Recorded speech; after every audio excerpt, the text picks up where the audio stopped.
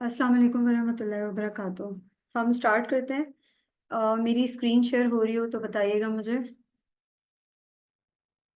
सबको नज़र आ रहा है? आई होप सबको स्क्रीन नज़र आ रही है। वालेकुम अस्सलाम वरहमतुल्लाहि वबरकातुहू। जी मिस नजर आ रही है। वालेकुम अस्सलाम वरहमतुल्लाहि। ओके। वालेकुम सलाम रहमतुल्लाहि व बरकातुहू। आज हम क्रिटिकल थिंकिंग की टाइप्स को डिस्कस करेंगे और ये जानने की कोशिश करेंगे कि अ, हमारा जो थिंकिंग पैटर्न होता है वो हमें किन किन चीज़ों के ऊपर हम उसके थ्रू जिंदगी को एक्सेप्ट कर रहे होते हैं, या हम कोई भी रीजन, कोई भी लॉजिक क्रिएट कर रहे होते हैं, कोई भी प्लानिंग कर रहे होते हैं, कोई भी डिसीजन ले रहे होते हैं, या कोई भी ओपिनियन बना रहे होते हैं, तो वो किन बेसिस पर होता है।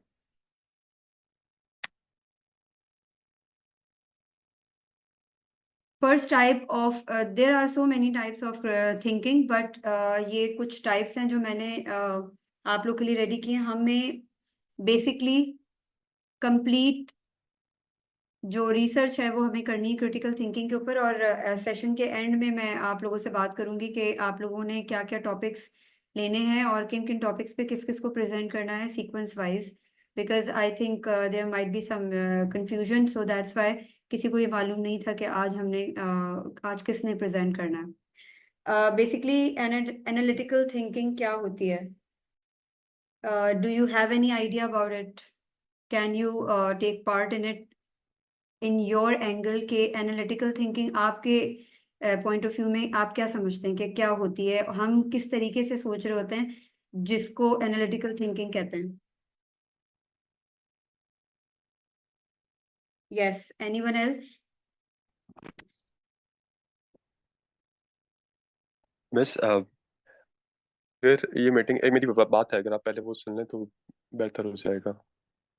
इससे रिलेटेड है अगर या तो आप अभी डिस्कस कर लें, नहीं नहीं otherwise end of the session we will discuss. नहीं नहीं नहीं नहीं, चले चले ठीक है। अच्छा, ओके। एनालिटिकल थिंकिंग के बारे में मेरा ये ख्याल है कि आप पहले प्रॉब्लम को एनालाइज करते हो, बैठें, एनालाइज द प्रॉब्लम कि यार मैं इस सिचुएशन में आया कैसे, अब how can I deal the problem. I think ये है analytical okay, thinking. so do you have any idea through any example of your real life?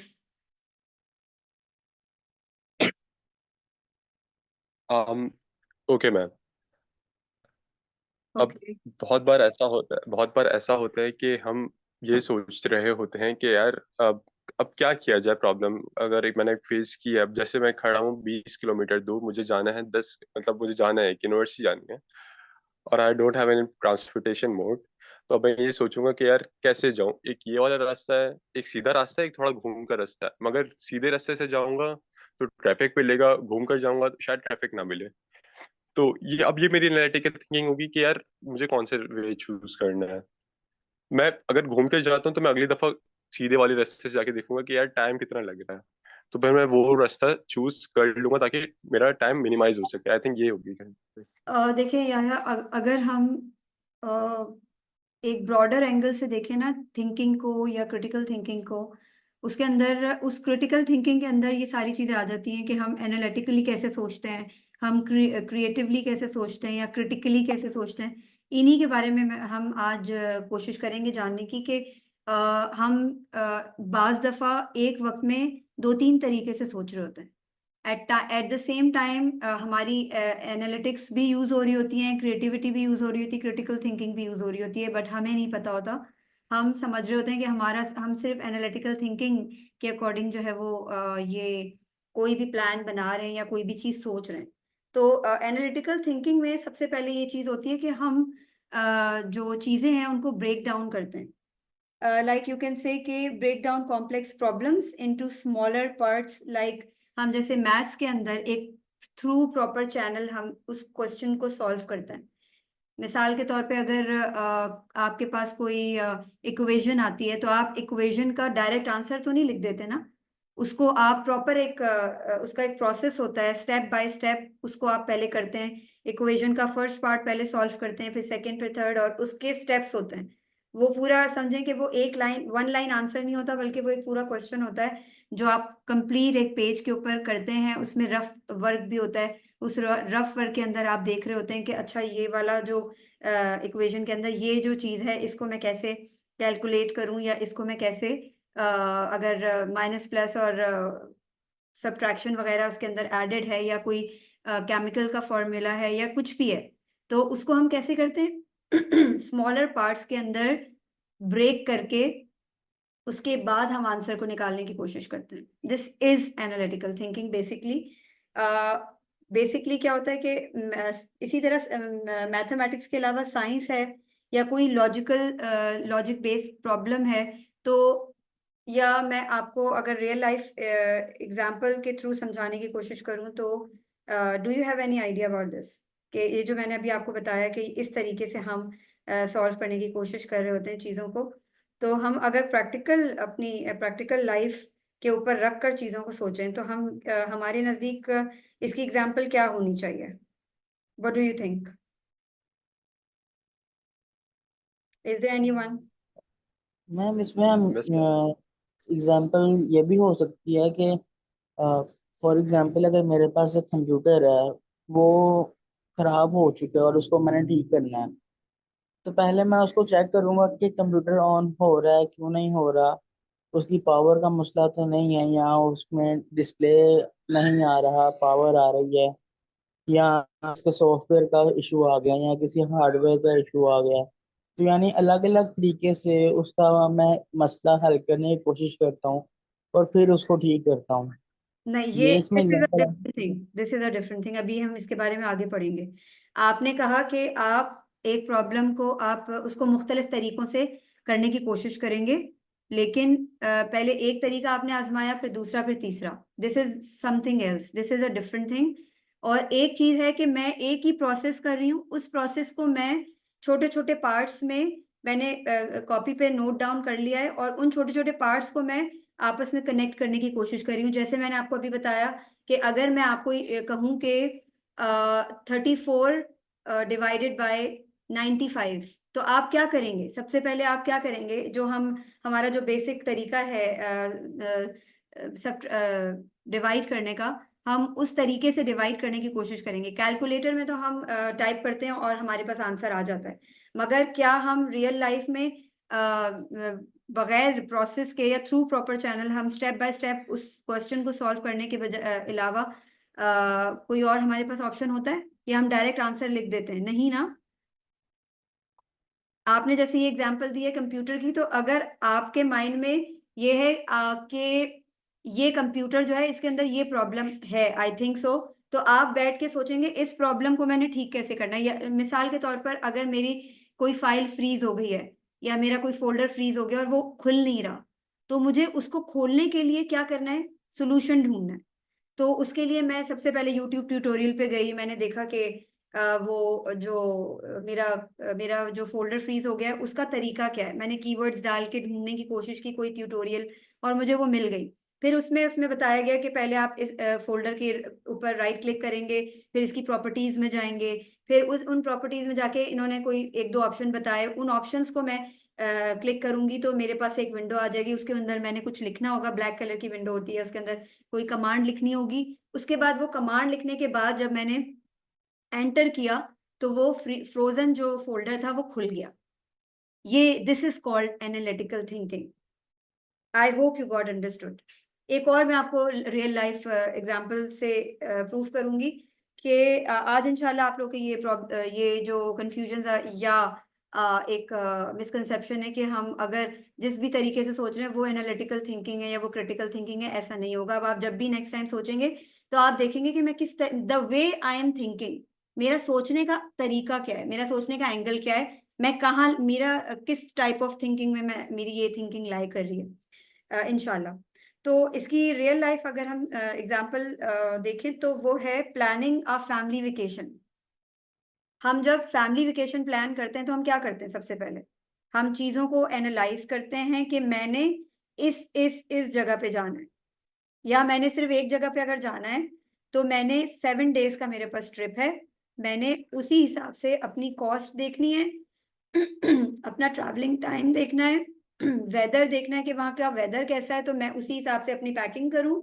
और जो भी अवेलेबल एक्टिविटीज हैं, जिस जिस डेस्टिनेशन पे मैंने जाना है, तो मैं उसका पूरा वो एक चार्ट बनाऊंगी, उसको मैं पूरा एक असेंबल करूंगी प्रॉपर वे में। तो मेरे पास टोटल क्या आ जाएगा, टोटल मेरे पास ये आएगा कि मैंने इतने दिन का इतना इतनी कॉस्ट का ट्रिप बनाया है, और मैंने इस दिन इस जगह पे जाना है। आई होप यू अंडरस्टूड कि हम जो चीजों को जब हम ब्रेक करके स्मॉलर पार्ट्स में डिवाइड करके सोल्यूशन तक पहुंचने की कोशिश करते हैं, तो that is called analytical thinking. Ma'am इसके अंदर ये भी आ सकता है कि हम जो पूरे मंथ की प्लानिंग करते हैं कि खर्चे किस किस तरह हमने कंज्यूम करने हैं, हम उस पैसे को किस तरह लेके चलेंगे, उसमें कितने आप पैसे हमने मल्टीपल, उसमें you are using multiple thinking pattern, because आप सिर्फ एक चीज पे फोकस नहीं है ना।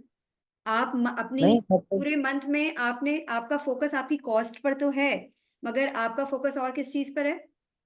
हर मैं ये डिफरेंट बिल्स पर है, डिफरेंट आपका अगर घर का रेंट है उस पर है, आपकी शॉपिंग आपके घर में कितनी होती है ग्रोसरी पर है। मल्टीपल चीजें हैं ना यहाँ पे,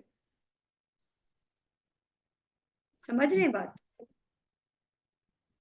sorry for background noise ma'am, वो कजन आई हुई है, वो काफी तंग कर रही है। क्या कह रहे हैं अब्दुल्ला? मैंने कहा बैकग्राउंड पीछे शोर के लिए माजरत जरा, नहीं कजन नहीं, आई कोई हुई है, बात वो नहीं, काफी तंग। नहीं नहीं, कोई प्रॉब्लम नहीं है। आपको ये बात समझ आ गई है?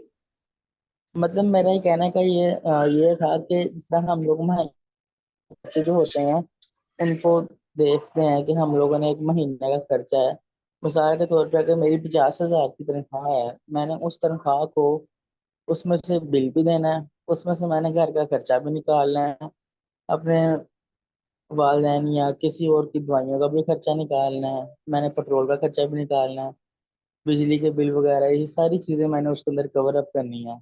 और कुछ रकम बचानी भी है कि वो मेरे पास बचे, मुझे उसकी मुश्किल वक्त में जरूरत पड़ सकती है।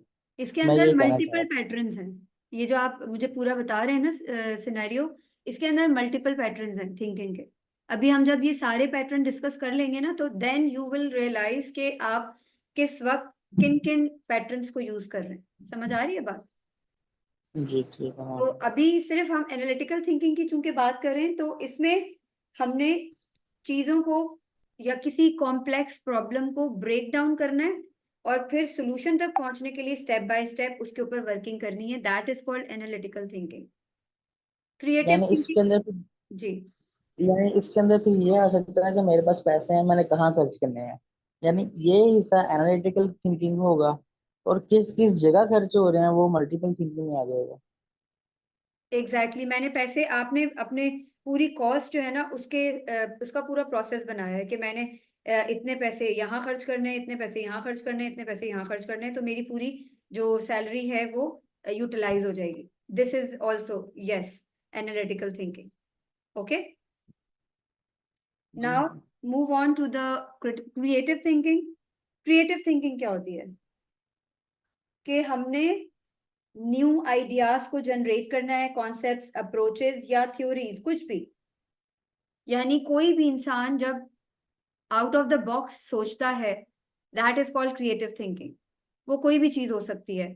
उसमें आप अगर मैं एग्जांपल के तौर पे आपको समझाने की कोशिश करूं, तो इसमें आप ये कह सकते हैं कि एक डिजाइनर जो है उसकी ब्रेनस्टॉर्मिंग करता है कि मैंने लोगो कैसे बनाना है, उसका कॉन्सेप्ट क्या होना चाहिए फॉर अ न्यू ब्रांड, और एक्सपेरिमेंटिंग विद कलर्स और शेप्स और fonts to find the most visually appealing design. Creative thinking इसको कहते हैं कि हमने कोई न्यू आइडिया या अप्रोच या कॉन्सेप्ट जो है वो बनाना है, जनरेट करना है, और हमने कोशिश करनी है कि हम आउट ऑफ द बॉक्स जाकर सोच के उस क्रिएटिव आइडिया को डिजाइन करें। एक रियल लाइफ एग्जांपल ये भी हो सकती है कि हम जब हम कहीं शिफ्ट होते हैं, या शिफ्ट नहीं भी होते, तो हम अगर अपने पुराने घर को रेनोवेट करने का सोच रहे होते हैं, तो हम कुछ भी चीज़ों को डेकोरेट करके या किसी भी तरीके से कोई सिंप्लिसिटी पसंद करता है, कोई बहुत ज़्यादा जो है वो तामझाम पसंद करता है, किसी को बहुत ज़्यादा चीज़ें रखने का शौक होता है घर में या डेकोरेशन पीसेस। तो वो क्या करते हैं कि दे think innovations, innovative way to arrange furniture, how to combine the colors, and कैसे हम personalized या customized art या DIY चीजों को अपने घर में add up कर सकते हैं एक personal touch देने के लिए. तो this is also a creative thinking के ये this is very easy to understand basically कि हमने कोई चीज भी design करनी है in terms of concepts, approaches or something else. So this is called creative thinking. Okay. Ma'am I think आजकल जो है वो क्रिएटिव की जगह इनोवेटिव थिंकिंग आ रही है, मतलब कि हर एक चीज के अंदर से क्योंकि एज अ डिजाइनर मैं अगर एक डिजाइनर हूं ना तो मैं इस चीज को ये देखता हूँ कि क्रिएटिव थिंकिंग की जगह आजकल जो लोग हैं वो 99% इनोवेटिव थिंकिंग कर रहे हैं, मतलब एक ही डिजाइन के अंदर से कोई नया आइडिया लेके उसी डिजाइन को अपनी मर्जी के उसको चेंज कर रहे हैं। तो ये भी क्रिएटिविटी है ना. This is a type of thinking. Innovation तो ये आप कह सकते हैं, but innovation is using like you can say आप इसकी ऑल्ट्रेशन में आप क्रिएटिविटी की ऑल्ट्रेशन में आप इनोवेशन यूज कर रहे हैं. But this is also a creativity कि आप एक आइडिया के अंदर से 10 आइडियाज और निकाल रहे हैं. This is also a creative thinking. Okay. लेकिन क्रिएटिविटी तो बिल्कुल नए सिरे से होती है कि अपने रवायती तरीकों से हटके बिल्कुल एक नई चीज का आगाज करना, ये तो हमारे नहीं, नॉट नेसेसरी. Not necessary. देखें, क्रिएटिविटी का मतलब होता है आपने you have to think out of the box. अब उस क्रिएटिविटी में से आप किसी पेंटिंग के अंदर से भी आप क्रिएटिविटी निकाल लेते हैं. यानी आपने कोई पेंटिंग देखी या आपने कोई लोगो देखा, उसके अंदर से आपको 10 आइडियाज आ गए. आपने उन 10 आइडियाज को क्रिएटिवली इनोवेट करके उसको बनाकर आपने देखा कि किस किस तरीके से आप उसको चेंजिंग कर सकते हैं या उसमें और इनोवेशन ला सकते हैं. This is also a part of creativity. Okay. क्योंकि अगर ओके मैम। क्रिएटिविटी नहीं होती तो उस बनी हुई चीज के अंदर से भी चीज निकालना किसी नॉर्मल इंसान का काम नहीं है. एक क्रिएटिव थिंकर ही इस हर फेडेड चीज या एक डिस्कार्डेड चीज या एक बनी हुई अच्छी खूबसूरत चीज में से 10 चीजें और आइडियाज के थ्रू निकाल सकता है. एक नॉर्मल इंसान नहीं कर सकता ये, जिसकी एक नॉर्मल एवरेज सोच है. जी Abdullah, you wanted to say something. No ma'am. I hope you are clarified. Yes ma'am. Okay. Next is okay.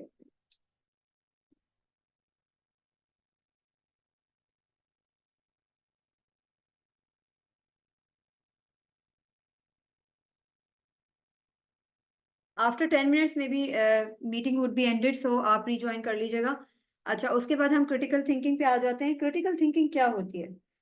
Basically हम चीजों को लॉजिकल वे में इवैल्यूएट करते हैं ना, जब उसके लिए हमें क्वेश्चंस जो है वो बनाने होते हैं, अजम्पशंस क्रिएट करनी होती है, एनालाइज करना होता है चीजों को थ्रू द एविडेंस, और फिर उसके बाद हम वेल रीजन जजमेंट्स क्रिएट करते हैं. This is called critical thinking. Like हम इसके लिए क्या example, do you have any idea in your head कि हम इसके लिए क्या एग्जाम्पल पेश कर सकते हैं regarding understanding the critical thinking? क्या चीज हम इसके लिए एग्जाम्पल के तौर पे? यस अब्दुल्ला.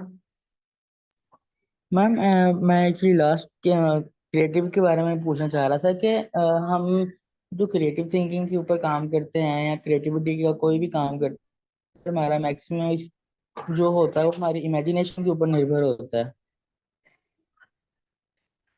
एग्जैक्टली. देखें, हर चीज इंटर रिलेटेड है, लेकिन बेसिकली हमें ये सिर्फ ये बात पता होनी चाहिए कि अगर मैं जिस भी तरीके से सोच रहा हूँ, मुझे ये मालूम होना चाहिए कि मैं मेरा वे ऑफ थिंकिंग क्या है और मैंने इसको इम्प्रूव कैसे करना है.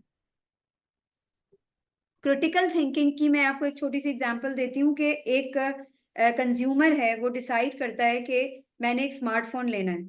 तो अगर मैंने एक स्मार्टफोन लेना है तो मुझे जो है वो, अगर मैं वॉइस ओवर्स बनाता हूँ या बनाती हूँ और मुझे जो है वो उसका कैमरे का रिजल्ट अच्छा चाहिए, तो मैं सारे फीचर्स को देखूंगी ना, इवेलुएट करूंगी क्रिटिकली, और फिर एनालाइज करूंगी इस चीज के लिए कि ये वाकई में वैसी ही चीजें हैं, वैसे ही फीचर्स हैं जो मुझे चाहिए, मैं प्राइसेस को भी गो थ्रू करूंगी और मैं कस्टमर रिव्यूज को भी गो थ्रू करूंगी कि मुझे एविडेंट बेस्ड इंफॉर्मेशन मिल जाए ताकि मैं डिसीजन ले सकूं। Okay ma'am. ठीक है, तो ये एक हम real life example critical thinking की एक और मैं आपसे शेयर करती हूँ कि लाइक फॉर इंस्टेंस हमने अगर गाड़ी खरीदनी है घर में तो हम क्या करेंगे। जैसे मैंने अभी आपको स्मार्टफोन की एग्जांपल दी, लाइकवाइज हम पहले ये देखेंगे कि गाड़ी रखने के प्रॉज एंड कॉन्स क्या हैं versus using the public transport. कि अगर मैंने गाड़ी ओन करनी है या मैं मेरा माइंड है कि मेरे पास इतनी इनकम आ गई है कि मैंने खरीदनी है गाड़ी, तो सबसे पहले मैं क्या करूंगी चीजों को वैल्यूएट करने के लिए कि मैं ये देखूंगी कि मेरी नीड क्या है। अगर मुझे इतनी ज्यादा नीड नहीं है और मैं पब्लिक ट्रांसपोर्ट के ऊपर जो है वो डिपेंड कर सकती हूँ तो मुझे जरूरत नहीं है, क्योंकि owning a car is not a piece of cake. अगर आप गाड़ी खरीदने जा रहे हैं तो आपको उसके प्रॉज एंड कॉन्स भी देखने पड़ेंगे, क्योंकि जब आप गाड़ी अपने पास रखते हैं तो उसकी मेंटेनेंस, उसकी सर्विस, उसका उसका ख्याल रखना पड़ता है आपको, और फिर 10 और चीजें होती हैं। तो यस मैम, आपने जितनी बड़ी गाड़ी होती है उतने ही ज्यादा खर्चे होते हैं उसके। एग्जैक्टली तो आप जब गाड़ी खरीदने का इरादा आपने किया है तो आप सबसे पहले इवेलुएट कर रहे हैं ना चीजों को कि आपने प्रॉज एंड कॉन्स देखे कि इसके फायदे क्या और नुकसान क्या होंगे। अगर मैं पब्लिक ट्रांसपोर्ट पे जाता हूँ तो मेरी कॉस्ट क्या लगती है, और अगर मैं गाड़ी रखूंगा तो मेरी कॉस्ट क्या होगी। क्या मेरी कॉस्ट उस चीज से वो टकराएगी जो मेरी इनकम है या मेरी अर्निंग है, तो फिर मैं वो नहीं नहीं रखूं। You consider factors like expenses, environment impact, और जो भी आपकी कन्वीनियंस है। क्वेश्चन करेंगे, आप अज्यूम करेंगे चीजों को, और फिर जो भी अवेलेबल इंफॉर्मेशन होगी एविडेंस बेस्ड आप उसके ऊपर अपना सोल्यूशन निकाल लेंगे अपनी इस चीज का, अपने इस डिसीजन का कि मुझे either I have to buy the car or not. Okay, so next is converging ma'am thinking. इसके अंदर गाड़ी वगैरह लेते हैं तो इसके अंदर हम तो ये भी देख रहे होते हैं कि कितनी माइलेज निकालेगा, कितने साल हमारी ये गुजार सकती है, इसकी लुक एग्जैक्टली। कैसी है, ये कंफर्टेबल है सारी कि नहीं चीजें है। क्रिटिकल थिंकिंग में आ गई ना। आपने चीजों को इवेलुएट करना है डीपली, रिसर्च बेस्ड। रिसर्च क्या, एविडेंस बेस्ड, कि आपके पास इंफॉर्मेशन भी है और आप इवेलुएट करके जब अज्यूम कर रहे हैं चीजों को, रियलाइज कर रहे हैं, अपने आप को रियलाइज करवा रहे हैं कि इस मेरे इस डिसीजन का इम्पैक्ट क्या होगा आफ्टर बाइंग द कार, तो ये सारी चीजें फिर आपको क्रिटिकल थिंकिंग के लेवल पे ले आती हैं। ठीक है, next is convergent. Convergent thinking क्या होती है, focusing on finding a single correct answer. जैसे आपने मुझे शुरू में अभी एक एग्जांपल दी थी एनालिटिकल थिंकिंग में कि मैं, प्लीज म्यूट योरसेल्फ।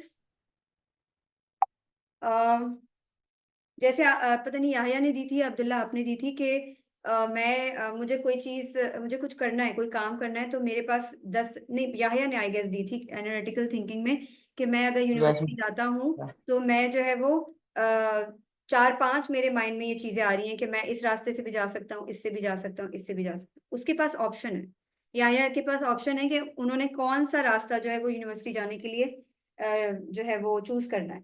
तो जब हमारे पास ऑप्शंस होते हैं और हमें एक सिंगल करेक्ट आंसर या सोल्यूशन ढूंढना होता है तो उसको क्या कहते हैं, कन्वर्जेंट थिंकिंग। ठीक है, ये छोटी सी एक मैंने एग्जांपल इसलिए दी ताकि आपको समझ में आ जाए। लाइक फॉर इंस्टेंस हम अगर अपनी डेली बेसिस लाइफ से कोई एग्जांपल लें तो वो ये भी हो सकता है कि fixing a broken kitchen appliance, यानी मेरे घर में कोई चीज ऐसी टूट गई है, like identify the problem by following trouble shooting steps. यानी अगर कोई चीज टूट गई है तो मैंने देखना है कि वो जुड़ सकती है कि नहीं जुड़ सकती। Either it would be like जो वो मल्टी फंक्शनिंग थी उसका एक फंक्शन काम कर रहा है और 4 फंक्शन खराब हो गए, तो मुझे वो इस्तेमाल करनी है या रख लेनी है। ईदर यस और ईदर नो नो। ये चीजें जो है ना मैं इस तरीके से सोचूंगी। इसी तरह एक और चीज हो सकती है कि वेट अ मिनट। मैम, इसमें तो ये भी आ सकता है ना कि किसी भी मसले के एक या एक से ज्यादा हल होना। Exactly. In the easiest way you can say like this कि फॉर इंस्टेंस हम अगर एग्जाम में कोई एग्जाम्स देते हैं आइल्स या टोफिल का या जीसीई के भी जो एग्जाम्स होते हैं लेवल्स और ओ लेवल्स के, उसमें मल्टीपल क्वेश्चंस होते हैं, वो होते हैं एमसीक्यूज होते हैं। तो उन एमसीक्यूज के अंदर क्या होता है, आपके पास एक आंसर होता है या मोर देन वन आंसर्स होता है, 3 और 4 आपके पास ऑप्शंस दिए हुए होते हैं। तो उनमें यानी से जिस हमें तरह के कोई, यस, हम लोग फिजिक्स में ये पढ़ते हैं कि ग्रेविटी की जो ज्यादातर हम लोगों ने ये पढ़ा है फिजिक्स में कि ग्रेविटी की जो अप्रोक्सीमेटली वैल्यू है वो 10 है, लेकिन उसकी एक्चुअल वैल्यू जो है वो 9.8 है। तो वो दोनों वैल्यूज ही करेक्ट गिनी जाती हैं। तो यानी ये अगर ग्रेविटी का ये मसला है तो इसके यानी दोनों आंसर ही करेक्ट गिने जा रहे हैं। नहीं नहीं, लेकिन आपके पास ये कन्वर्जेंट ये होता है कि आपके पास 4-5 ऑप्शंस हैं, उनमें से आपने एक करेक्ट आंसर चूज करना है। This is called convergent. जैसे मैंने आपको अभी एमसीक्यूज की एग्जांपल दी, या फॉर जी। इंस्टेंस एक साइंटिस्ट है और वो साइंटिफिक एक्सपेरिमेंट कर रहा है और उसको स्पेसिफिक आउटकम वो एक्सपेक्ट करता है, ठीक है।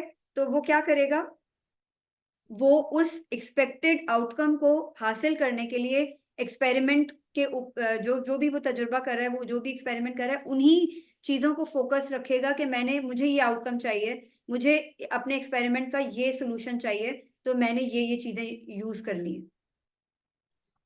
वो फोकस्ड है कि मैंने वो एक आंसर चूज करना है, एक चीज बनानी है। उसने ये नहीं सोचा कि कोई भी आउटकम आ सकता है, लेट्स डू द एक्सपेरिमेंट, उसने ये नहीं कहा। वो ये भी सोच सकता था ना, लेकिन उसका क्या माइंड है कि मेरा ये आउटकम है एक्सपेक्टेड और इसके लिए मैंने ये काम करना है।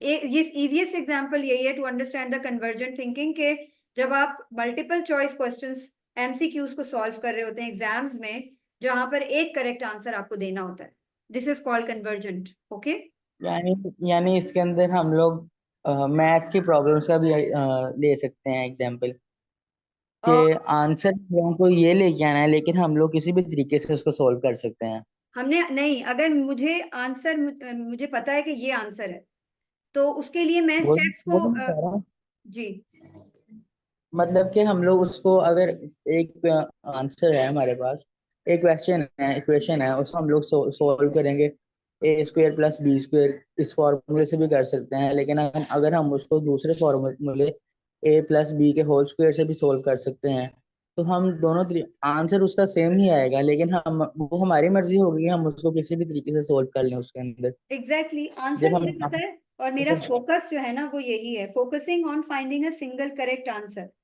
या सोल्यूशन का प्रॉब्लम। ओके, मेरी स्क्रीन शेयर हो रही है।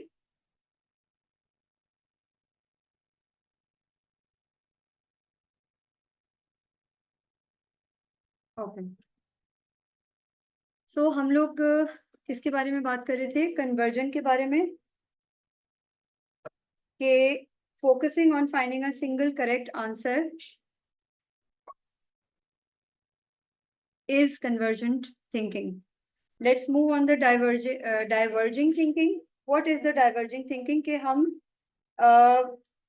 मल्टीपल जो पॉसिबल सॉल्यूशंस होते हैं ना उनके बारे में सोचते हैं। जैसे अभी एक पर्टिकुलर सिंगल सॉल्यूशन की बात हो रही थी, उसकी हमने एक एग्जांपल दी थी कन्वर्जेंट में कि एमसीक्यूज, यानी मुझे मल्टीपल एमसीक्यूज में से एक एमसीक्यू को सिलेक्ट करना होता था, मगर diverging it is just the opposite of conversion के। डाइवर्जिंग थिंकिंग में क्या होता है कि हमने बहुत सारे पॉसिबल सॉल्यूशंस को एक्सप्लोर करना होता है, ठीक है, या कॉन्सेप्ट्स को एक्सप्लोर करना होता है जो भी हम फिगर आउट करना चाह रहे होते हैं, ताकि हमारे पास ऑप्शंस हो टू फिगर आउट कि अगर एक ऑप्शन काम नहीं कर रहा तो हम दूसरे के ऊपर काम कर लें। लाइकवाइज जैसे मैंने आपको एग्जांपल दी थी एक्सपेरिमेंट की, कि अगर साइंटिस्ट एक एक्सपेरिमेंट करते हैं तो वो मल्टीपल अपने आउटकम्स को अपने माइंड में मल्टीपल सॉल्यूशंस के तौर पे भी सोच सकते हैं कि अच्छा अगर मेरे एक्सपेरिमेंट का रिजल्ट ये निकला तो भी ठीक होगा, लेकिन अगर 2-3 और चीजों के ऊपर काम हो गया या 2-3 और चीजें बन गई, 2-3 और तरह के केमिकल्स बन गए तो वो भी ठीक रहेगा, मुझे आइडिया हो जाएगा कि मैंने ये इंग्रेडिएंट यूज करके ये वाला केमिकल बनाया है।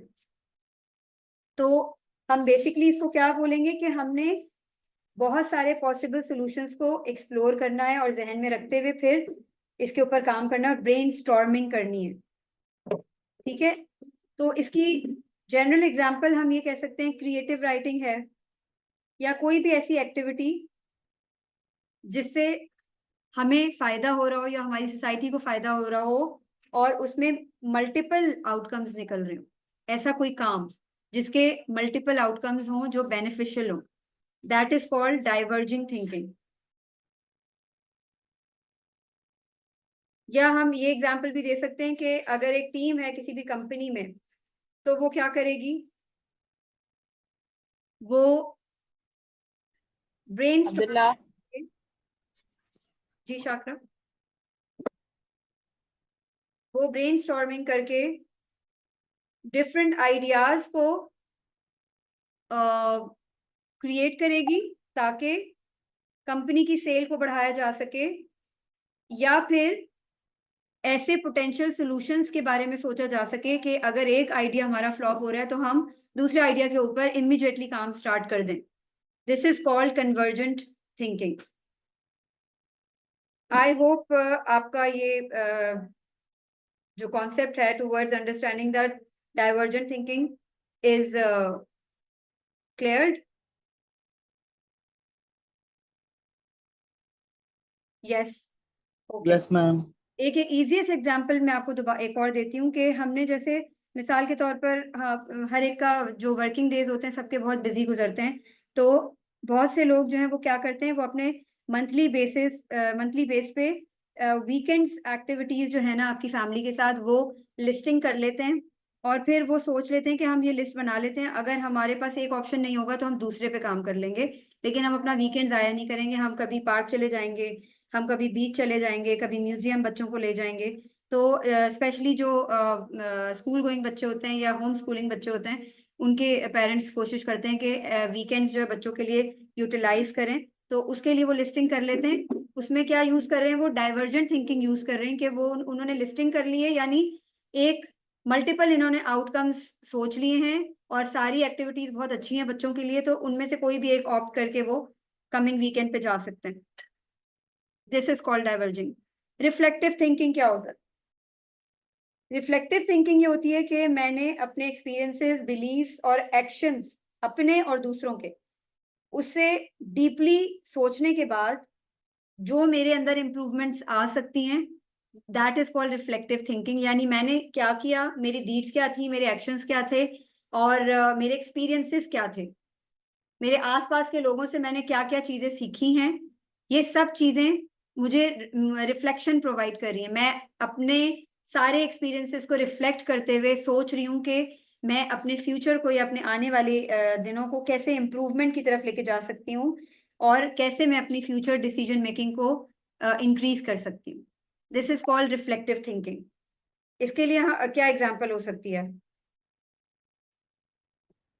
यानी इसके अंदर हम ये देख सकते हैं कि जिस तरह बीएस के बच्चे कुछ अच्छी यूनिवर्सिटीज में जिस तरह पढ़ रहे होते हैं, उनके जो आपस में बच्चे होते हैं, उनका एक फाइनल ईयर प्रोजेक्ट होता है, तो काम आता है, किसी को कोई काम आता है, लेकिन वो जब वो मिलके काम करते हैं तो यानी सबको ही कुछ ना कुछ सीखने को मिलता है, एक दूसरे की सोच से, एक दूसरे की मदद उसको लेने यस, की लेने आप की। डिबेट्स कर सकते हैं, आप डिस्कशंस कर सकते हैं और एक दूसरे के एक्सपीरियंसेस को एक दूसरे के साथ शेयर कर सकते हैं, ताकि इवन जो पेरेंट्स या जो फैमिली, जिन लोगों में बहुत ज्यादा फैमिली बॉन्डिंग होती है, वो अपने पेरेंट्स भी, बच्चे भी, और अक्सर ये होता है रिलेटिव्स भी, उनकी इतनी अच्छी बॉन्डिंग होती है कि वो लोग वीकली गैदरिंग्स रखते हैं और उनमें बैठकर अपने अपने रिफ्लेक्शंस को शेयर करते हैं ताकि एक दूसरे के साथ लर्निंग हो।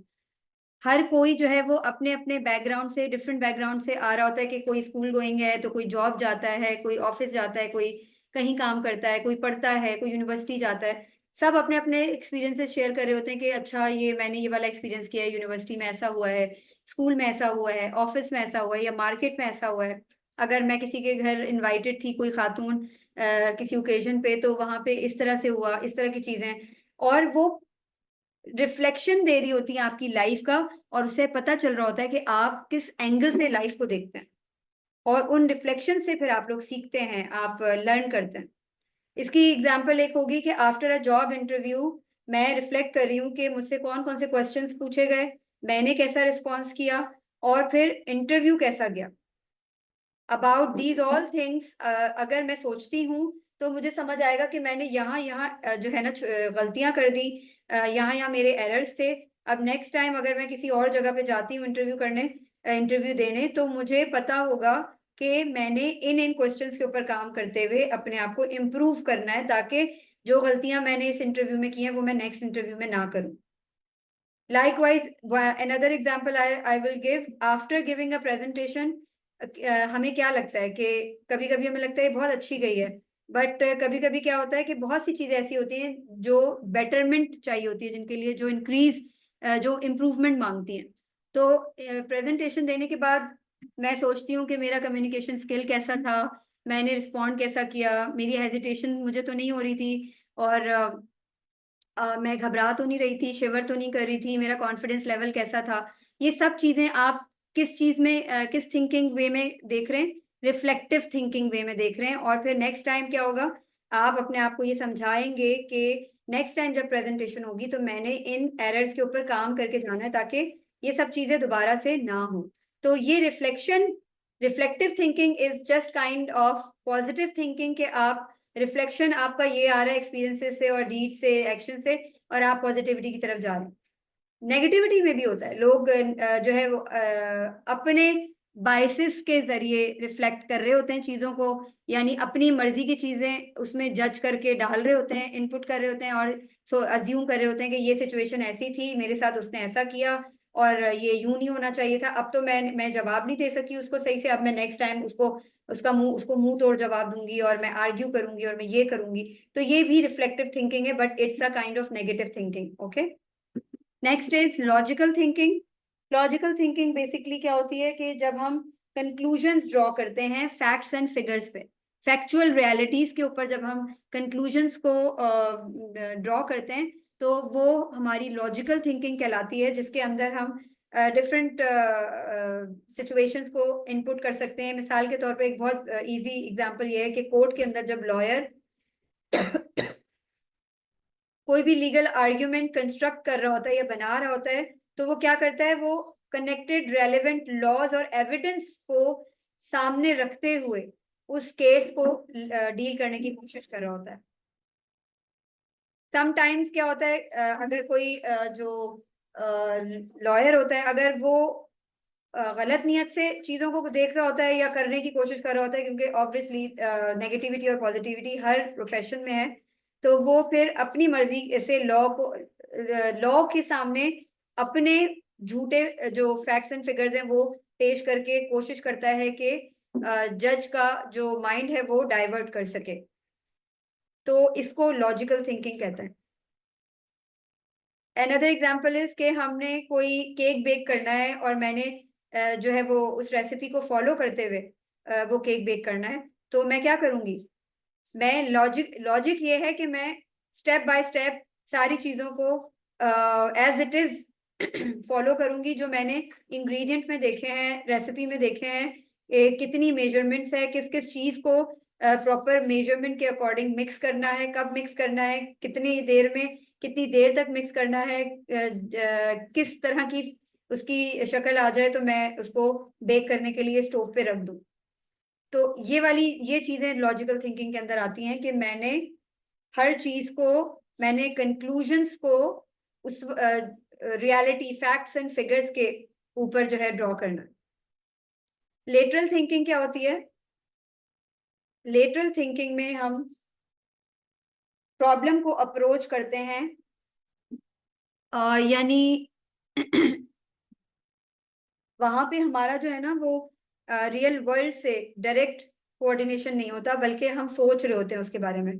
मिसाल के तौर पर हम बहुत सी थ्योरीज पढ़ते हैं, हम वो थ्योरीज पढ़ रहे होते हैं, हमने रियल में उन चीजों को नहीं देखा होता, लेकिन उन थ्योरीज को पढ़ने के बाद हम उनके बारे में हम रिसर्च करते हैं, जानने की कोशिश करते हैं, और कोशिश करते हैं कि हम उन चीजों के ऊपर काम करते हुए, अपनी लाइफ से रिलेट करते हुए उन प्रॉब्लम्स को रिजॉल्व कर सकें, जो हमारी जिंदगी में प्रॉब्लम्स चल रहे होते हैं उनके सोल्यूशन हम निकाल सकें।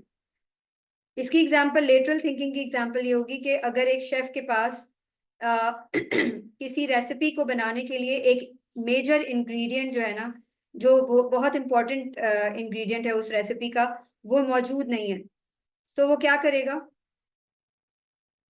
वो उस चीज को क्रिएटिवली सब्स्टिट्यूट करके किसी और चीज के जरिए एक नई डिश बना देगा। यानी मैंने एक थ्योरी पढ़ी है, लेकिन उस थ्योरी के ऊपर जब मैं काम करती हूँ तो मेरी अपनी थ्योरी बन जाती है। यानी मैं खुद अपने कॉन्सेप्ट्स बना रही हूँ कि अच्छा ये इस तरीके से भी हो सकता है, ये मैं इस तरीके से भी कर सकती हूँ। या एक और मैं आपको एग्जांपल देती हूँ कि जब गैस खत्म हो जाती है, हम किसी ट्रिप पर जा रहे होते हैं और गैस खत्म हो जाती है, तो क्या होता है? हम सोचते हैं कि हम अपनी मदद आप कैसे करें। तो हम जो है वो हम देखते हैं आसपास कोई गैस स्टेशन नहीं होता, तो हमारे पास जो एक पोर्टेबल गैस किट या कैन पड़ा हुआ होता है, हम क्या करते हैं उससे? हम उससे अब सेल्फ हेल्प करते हैं अपनी प्रॉब्लम को जल्दी से तेजी से रिजॉल्व करने के लिए, बजाय इसके कि हम किसी की असिस्टेंस के लिए वेट करें, या हम किसी को कॉल करके बुलाएं कि आप हमारी गाड़ी को खींच के ले जाएं और पेट्रोल फ्यूल स्टेशन पे हम फ्यूल भरवा लें। This is called lateral thinking. समझ में आई है ये कॉन्सेप्ट? क्लियर हुआ है इसका? Yes ma'am. यानी इसमें अगर एक मसले का हल नेचुरली है, लेकिन वो नेचुरली हल उस वक्त अवेलेबल नहीं है, तो हम उस जगह उसका कोई और हल ढूंढेंगे। Exactly exactly. यानी एक थ्योरी बनी हुई है, एक चीज, एक ट्रेंड चल रहा है कि हमने गैस स्टेशन पे ही जाकर जो है वो फ्यूल भरवाना है, लेकिन कभी मिडिल ऑफ द स्ट्रीट या मिडिल ऑफ द रोड आपका रिक्शा रुक जाता है, आपकी गाड़ी रुक जाती है, बाइक खराब हो जाती है, तो आपने एक स्पेयर में अपने पास एक ऑल्टरनेटिव रखा हुआ है, ताकि किसी इस तरह के टाइम के लिए आपको जरूरत ना पड़े कि आप जो है वो ट्रबल उठाएं, आप ट्रबल में आ जाएं। तो आपने सेल्फ हेल्प का इंतजाम पहले से किया हुआ है। This is called the lateral thinking. Now let's move on to the abstract thinking. Abstract thinking ये होती है कि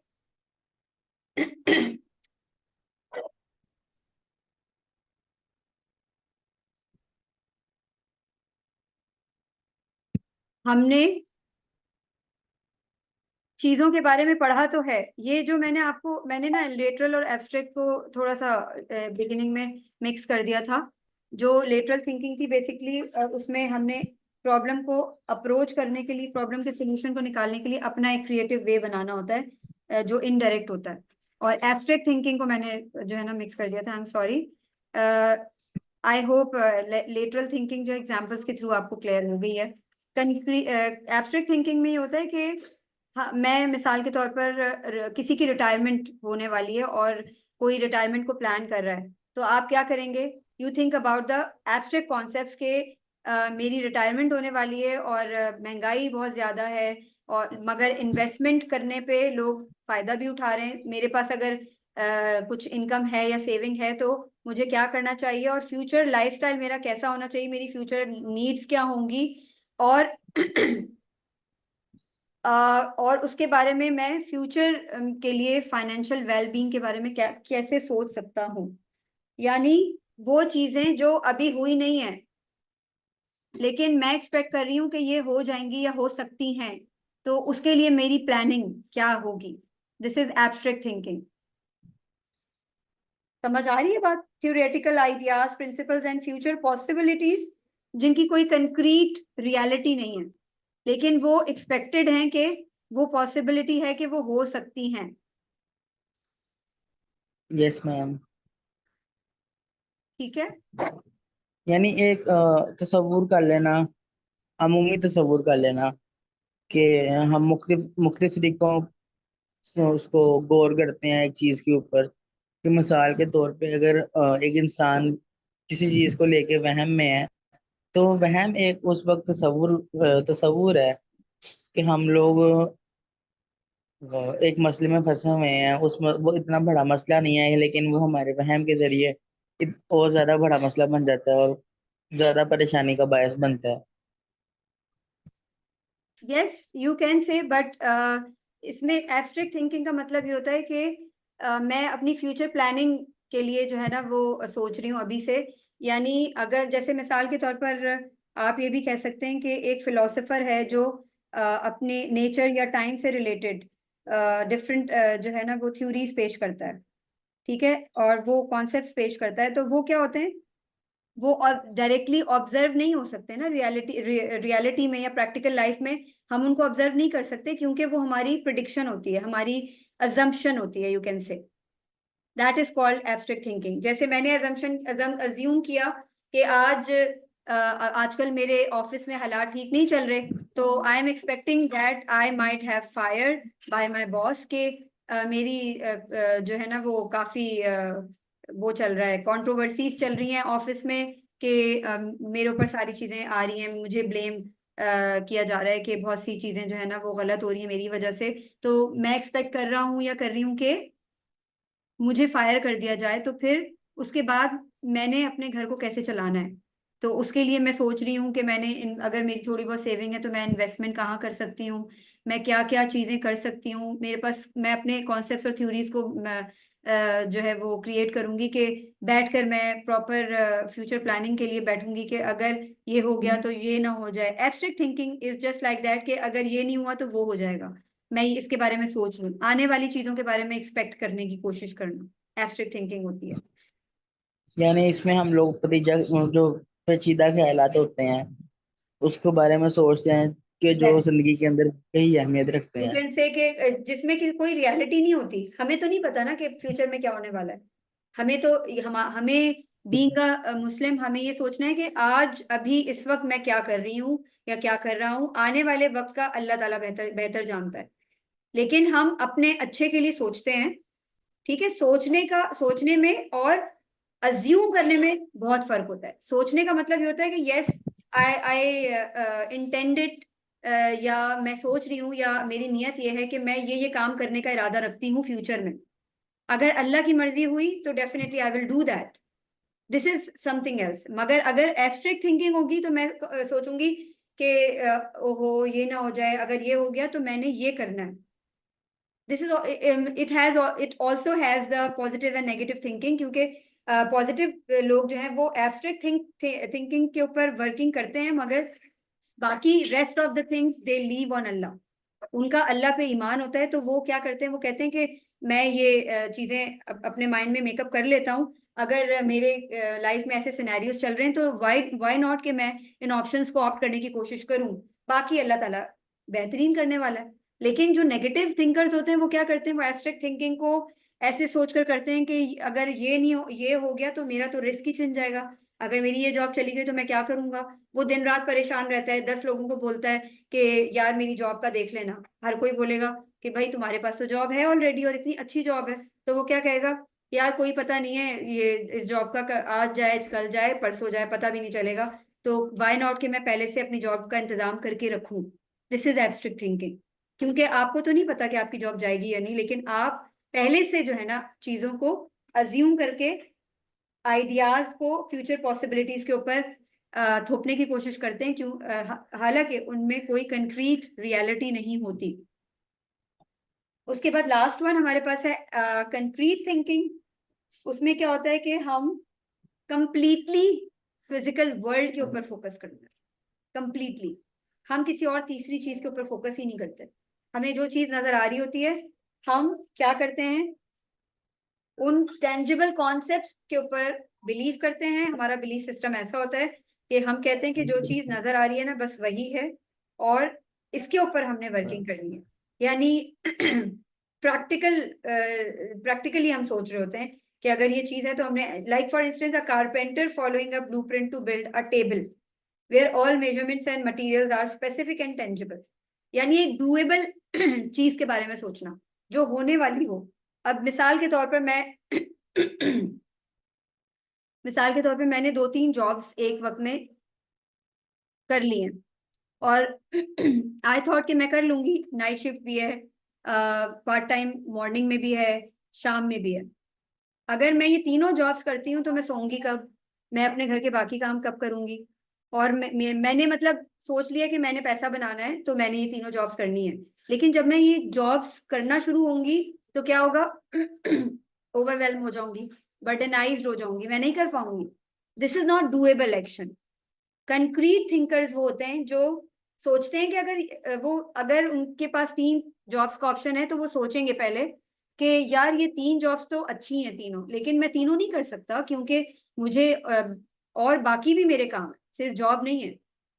तो मुझे इनमें से एक अच्छा ऑप्शन चूज करना है, या मैं 2 जॉब्स कर लेता हूँ, तीसरी छोड़ देता हूँ। वो डूएबल एक्शंस के बारे में सोचेगा कि जो चीज वाकई में प्रैक्टिकली हो सकती है, पॉसिबल है। जैसे बहुत से लोग हवाई के लिए तामीर करते रहते हैं घर में बैठे बैठे, मैं ये कर लूंगा, मैं वो कर लूंगा, मैंने जो है ना, मैं बस वो ऐसे लोग क्या करते हैं, वो सिर्फ सोचते हैं, अमल नहीं होता उनकी जिंदगी में। बस वो प्लान करते रहते हैं कि अच्छा ठीक है मेरे पास इस तरह पैसा आ जाएगा, उस तरह आ जाएगा। लेकिन वो क्या करते हैं, वो कहीं इन्वेस्ट भी करते हैं तो वो 2 दिन काम करते हैं कि तीसरे दिन वो गिव अप कर देते हैं क्योंकि उनको रिस्पॉन्स ही नहीं मिल रहा होता। कामयाबी की पहली सीढ़ी ही नाकामी है। कामयाबी हासिल करने के लिए आपको 100 नाकामियों का सामना करना पड़ता है, तब जाके आपको एक कामयाबी मिलती है। तो जो कंक्रीट थिंकर होते हैं वो, उसको पता होता है कि मैंने अगर कोई इन्वेस्टमेंट करनी है या मैंने कोई ऑनलाइन बिजनेस या कुछ भी स्टार्ट करना है अपने ओन पर, तो उसके लिए मुझे अपने माइंड को रेडी रखना होगा किसी भी नाकामी के लिए। लेकिन मैंने जो है ना, हिम्मत नहीं हारनी है। मैंने स्ट्रेट अवे सीधे रास्ते पर चलते जाना है।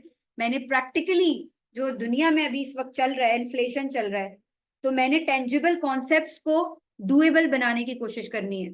टेंजिबल क्या होता है कि आप वो चीज सोच रहे होते हैं जो डुएबल होती है, ना कि आप उस बारे में सोचते रहें कि काश ये भी हो जाता, काश ये भी हो जाए।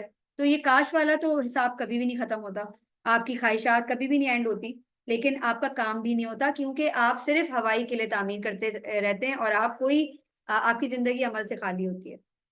That's it. These all are मुझे the एक बात, types of, जी। बस मुझे एब्स्ट्रैक्ट थिंकिंग के हवाले से एक बात ऐड करनी थी कि अच्छा, आप वो पहले वो निकाल सकती हैं जो स्क्रीनशॉट आपने खोला हुआ था पहले? This one. जी जी।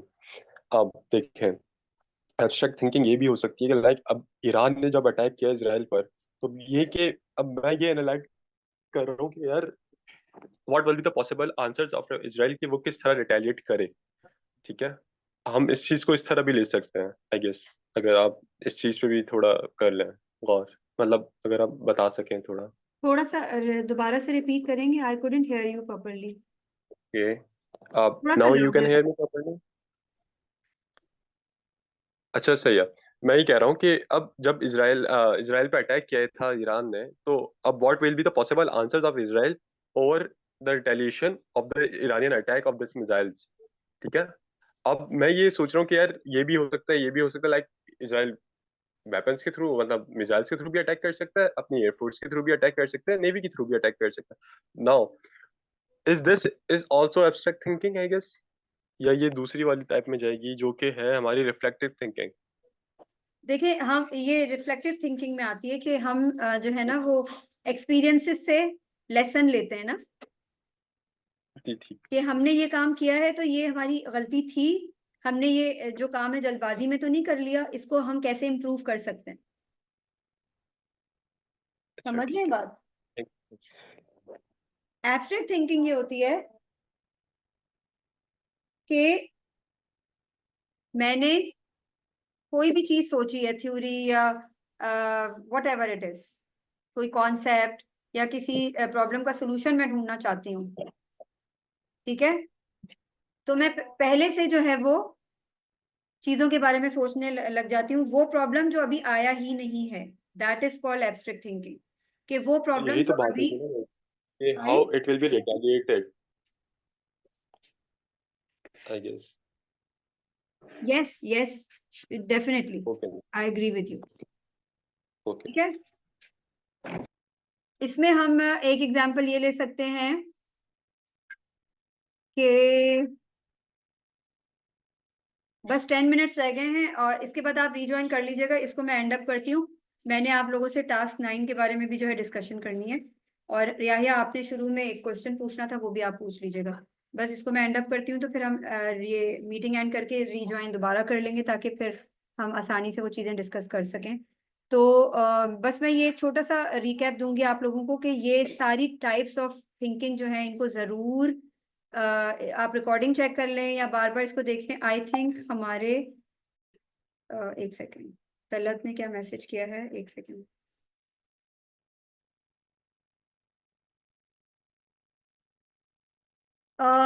तलत कह रही है कि आई थिंक हमारे खदशात को एब्स्ट्रैक्ट थिंकिंग कह सकते हैं। देखिए खदशा इज समथिंग एल्स के शाकरा आपसे मैं बात करती हूँ, आपका हैंड रेज है। खदशा ये होता है कि मैं सोच रही हूँ ओहो अब क्या होगा, अब ये हो गया, अब यूं हो गया। लेकिन एब्स्ट्रैक्ट थिंकिंग इज दैट कि आप आने वाले कल के बारे में प्लानिंग कर रहे हैं। That is called abstract thinking कि आपने और ये भी खदशात को भी कह सकते हैं कि जो चीज हुई नहीं है आप उसके बारे में सोच सोच के परेशान हो रहे हैं कि देखो अगर मेरी फैमिली मेरे साथ अनफेयर कर रही है या मेरे साथ गलत हो रहा है तो मैं अब क्या करूं, अब इसके बाद तो ये लोग ये करेंगे, इसके बाद तो ये लोग ये करेंगे। कंक्रीट थिंकर कौन होता है? कंक्रीट थिंकर जो होता है ना, कंक्रीट है ना, एग्जैक्टली कंक्रीट थिंकर ये होता है कि वो कहता है कि मैं अभी इस वक्त इस सिचुएशन में हूं तो क्यों हूं, इसका रूट कॉज क्या है।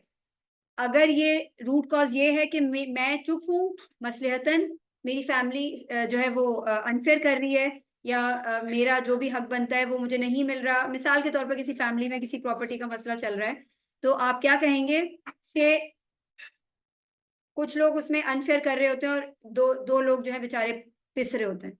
तो वो जो पिस रहे हैं वो ये सोच रहे हैं, सोच सोच के परेशान है कि अब क्या होगा अगर मुझे मेरा हिस्सा ना मिला, मैंने तो ये सोचा हुआ था कि मैं इन्वेस्टमेंट कर लूंगा, मैं ये कर लूंगा।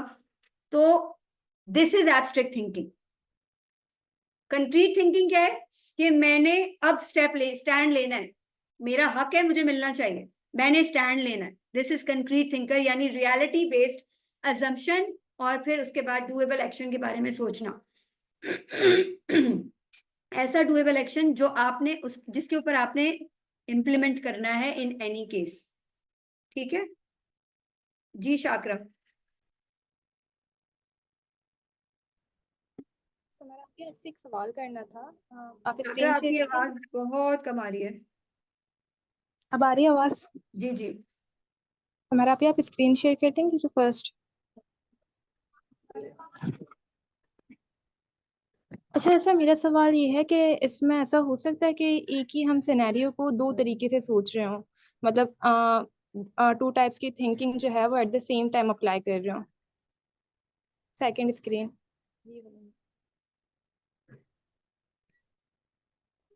Can you repeat the answer Shakra? अच्छा, ऐसा मेरा सवाल ये है कि ऐसा हो सकता है, पॉसिबिलिटी है कि हम एक ही सिनेरियो को दो तरीके से सोच रहे हो, मतलब टू टाइप्स की थिंकिंग जो है वो at the same time apply कर रहे हो, जी जैसा बिल्कुल, याहिया ने भी सवाल किया। और बिल्कुल ऐसा ही है शाकरा। ये शुरू में मैंने इस प्रेजेंटेशन के बताया था कि एट टाइम्स क्या हो रहा होता है कि हम मल्टीपल पैटर्न से एक ही चीज को सोच रहे होते हैं।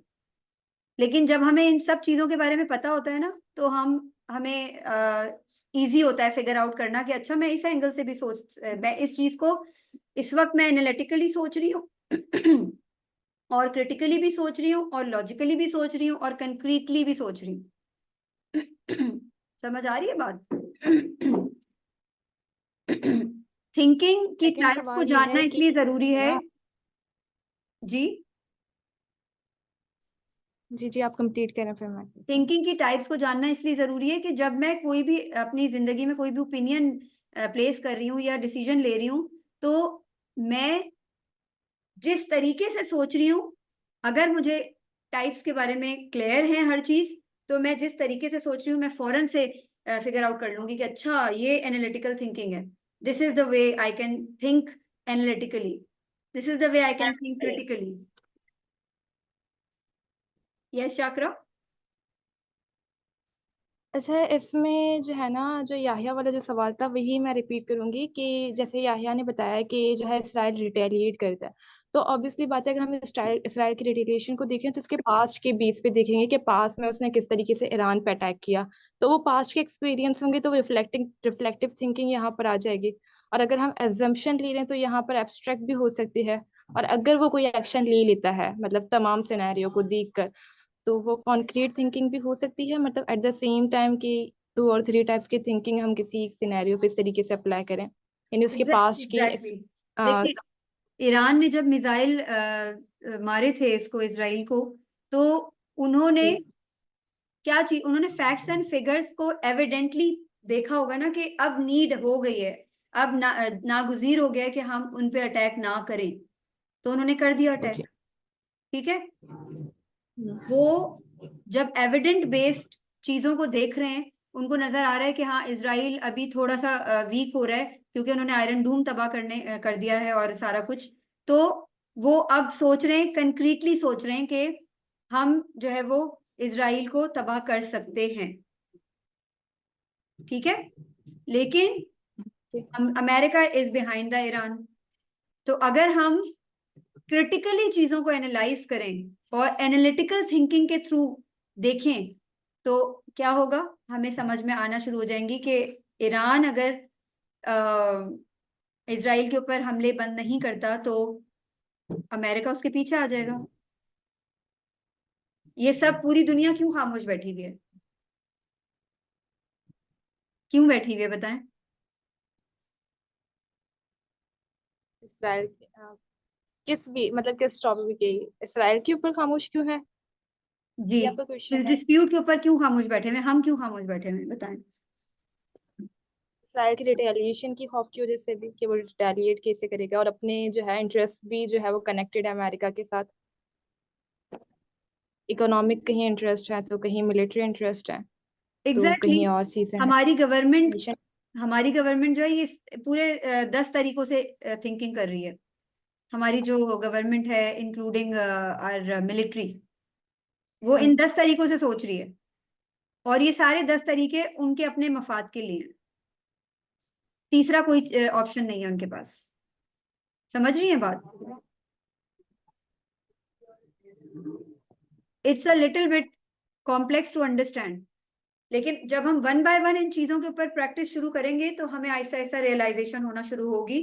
अभी टाइम होता तो मैं आप लोग को छोटा छोटा ग्लिम्स दोबारा दे देती, analytical, creative, critical, convergent, diverging, divergent है ये बेसिकली, स्पेलिंग मिस्टेक हो गई है, reflective, logical, lateral, abstract and concrete. आप लोग ये जरूर रीचेक कर लीजिएगा, और अगर फिर भी कोई क्वेश्चन है तो हम नेक्स्ट क्लास में इंशाल्लाह डिस्कस करेंगे। टाइप्स ऑफ थिंकिंग के बाद जो नेक्स्ट टॉपिक है, ये मुझे बता दें आप लोग जो भी अभी मीटिंग में मौजूद हैं कि मैं खुद आप लोग को सजेस्ट कर दूं टॉपिक्स, अदरवाइज आप लोग अपने नाम के साथ जो है ना वो अभी फॉरन सेशन के बाद डाल दीजिएगा, बिकॉज नेक्स्ट सेशन जो है वो नेक्स्ट टॉपिक कोई भी प्रेजेंट करेगा। आज नहीं था कोई ऑप्शन तो मैंने इसलिए प्रेजेंट कर दिया है। आप लोगों ने अगर वाकई सीखना है तो आप लोग को इसके ऊपर रिसर्च वगैरह करके आनी पड़ेगी ना। तो नेक्स्ट टॉपिक आप लोग देख लीजिएगा। मैं भी नेक्स्ट मीटिंग हम लोग रीज्वाइन कर रहे हैं, इसको मैं एंड करती हूँ, और हम जो है वो इसी लिंक को दोबारा रीशेयर कर लेते हैं, रीज्वाइन कर लेते हैं। ठीक है, तो उसके बाद फिर हम लोग जो है, मैं आपसे टास्क 9 भी शेयर करूंगी, और हम टॉपिक से रिलेटेड भी डिस्कशन कर लेंगे। ठीक है, जजाकल्ला खैर।